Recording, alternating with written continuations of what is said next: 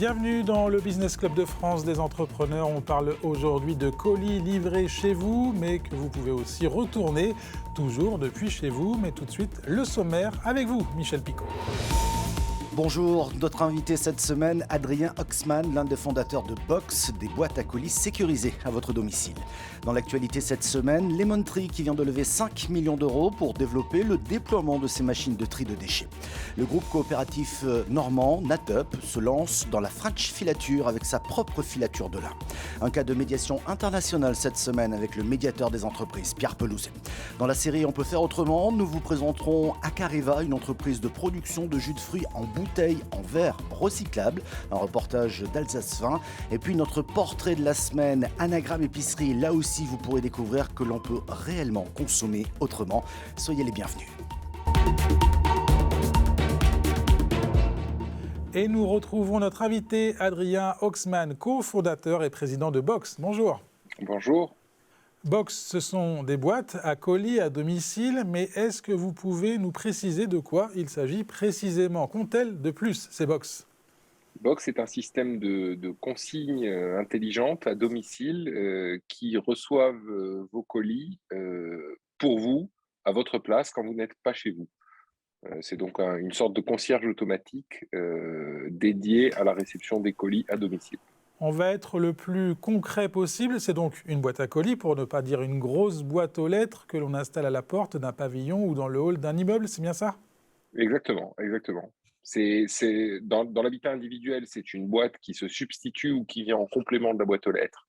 Dans l'habitat collectif, c'est un complément au rack de boîte aux lettres. C'est une sorte de grand coffre qui permet de réceptionner, de sécuriser les colis dans le hall de l'immeuble ou au pied de la cage d'escalier en attendant que les récipiendaires viennent les récupérer. Concrètement, ça veut dire que le livreur a la clé de ma box pour pouvoir y déposer mon colis. C'est un code d'accès unique? Et exactement, exactement. Le livreur a un code d'accès à usage unique.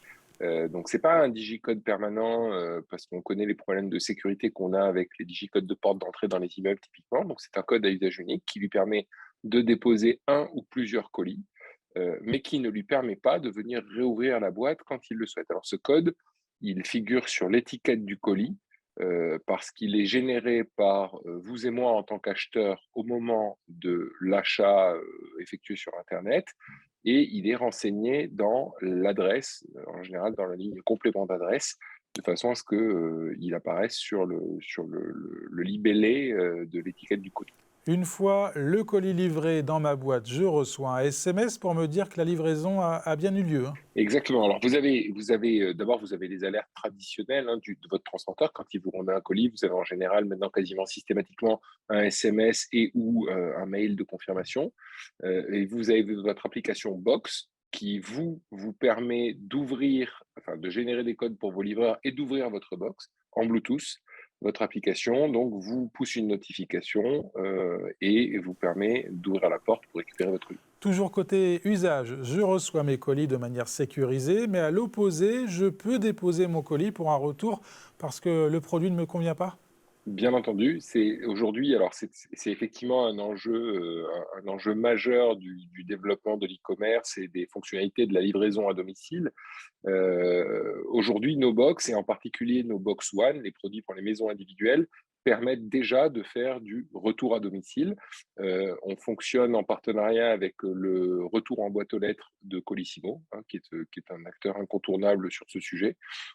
Donc, on le fait dans l'habitat individuel et on s'apprête à le faire également dans l'habitat collectif avec notre produit Box Hub. Et combien ça coûte? Il faut acheter sa box, prendre un abonnement, comment ça marche? Alors, non, c'est soit l'un, soit l'autre. Soit vous êtes en maison individuelle et là, c'est une acquisition, c'est-à-dire que vous achetez une Box One qui va venir remplacer votre boîte aux lettres et ça coûte 299 € TTC.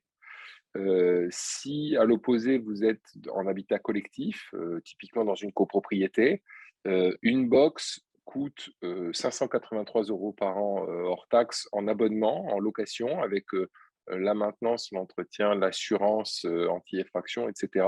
Ce qui revient à un petit peu moins de 2 € par mois et par appartement. Une question se pose. Les points relais se sont développés un peu partout. Le géant américain, dont le nom commence par la lettre A, déploie ses propres relais colis.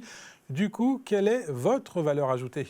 Écoutez, nous, notre promesse de valeur, c'est la livraison à domicile. À la différence des solutions que vous venez d'évoquer, le point relais ou les Amazon Locker, pour ne pas les citer, ce sont des solutions hors domicile. C'est-à-dire que vous allez récupérer votre colis, mais pas chez vous. Vous allez le récupérer chez le commerçant, au bureau de poste, éventuellement dans le Amazon Locker qui va être dans la station-service ou dans le centre commercial le plus proche. Dans un Amazon Locker, vous pouvez recevoir que des colis Amazon.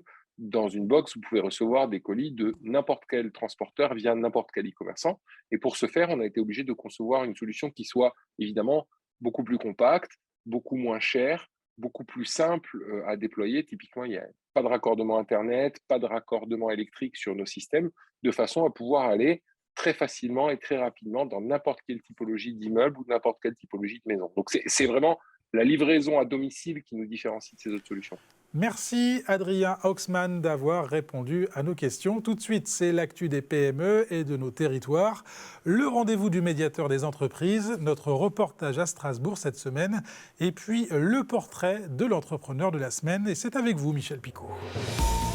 Dans l'actu cette semaine, l'entreprise Lemon Tree, basée à Pantin, en Seine-Saint-Denis, vient de réaliser une 3e levée de fonds de 5 millions d'euros. La société collecte les déchets des entreprises, collectivités et autres universités abonnées à son service via des bacs et des machines de tri.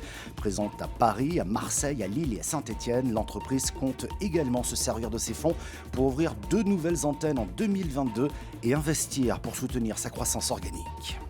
La French Filature, c'est ainsi que le groupe coopératif normand Natup a choisi d'appeler son usine de Saint-Martin-du-Tilleul dans l'Eure qui produit du fil de lin depuis le 18 février dernier. C'est une petite révolution dans le milieu du textile.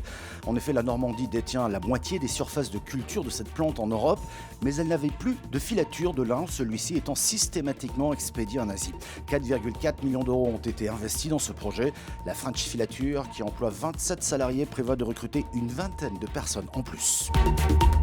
Et c'est l'heure de notre rendez-vous avec le médiateur des entreprises, Pierre Pelouzet, bonjour. Bonjour Michel Picot. Une histoire internationale cette semaine entre un grand groupe français implanté également en Chine et qui propose à son fournisseur, une ETI française, de localiser également en Chine une partie de son activité. Mais l'histoire devient très vite complexe, ça se passe mal, mais ça finit bien. Racontez-nous, Pierre. Oui, effectivement, ça commence bien. Un grand groupe qui part s'implanter ou qui a une filiale en Chine et qui propose à une ETI française de l'accompagner, de venir créer une filiale, elle aussi, en Chine. Et donc, au départ, tout se passe bien. L'ETI fournisseur travaille en Chine avec le grand groupe. Et puis, on voit qu'il y a de moins en moins de commandes, il y a de moins en moins de choses qui passent. Et comme pour cette filiale, le grand groupe représente 100% du chiffre d'affaires, évidemment, ça met en difficulté la filiale locale de l'ETI. Et on se rend compte d'autant plus que c'est un fournisseur chinois qui a quand même un petit peu utilisé de manière abusive le brevet et qui est en train de prendre le marché tout simplement de cette ETI en local. Pendant 2 ans, ça se tend, le grand groupe fait la sourde oreille, finalement l'ETI nous saisit, on commence une médiation et on comprend assez vite que oui, il y a des incompréhensions, il y a des difficultés, il y a peut-être des choses un peu limites aussi qui se sont passées, mais surtout qu'on a besoin de dialogue. Et que le grand groupe ne peut pas, après avoir amené cette ETI en Chine, entre guillemets, la laisser tomber au profit d'un local qui aurait utilisé le brevet. Et donc, une solution se dessine avec d'autres opportunités. Il y a une co-construction qui se fait entre le grand groupe et l'ETI française sur un nouveau produit qui se développe et qui représente aujourd'hui l'intégralité du chiffre de cette filiale. J'allais dire, la relation est restaurée. L'ETI travaille bien avec ce grand groupe et c'est très bien. Donc, vous voyez, une histoire qui a bien commencé, qui a eu des tensions et avec la médiation, on est arrivé à recréer une deuxième partie à cette belle histoire.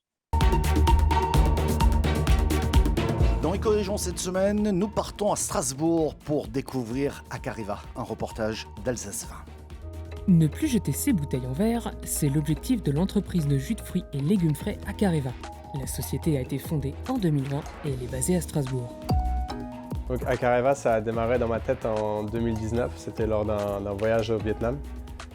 J'étais dans le delta du Mekong et j'étais totalement surpris de découvrir des déchets plastiques partout. Et là, je me suis dit qu'on marchait vraiment sur la tête avec ces déchets qu'on génère aujourd'hui dans le monde.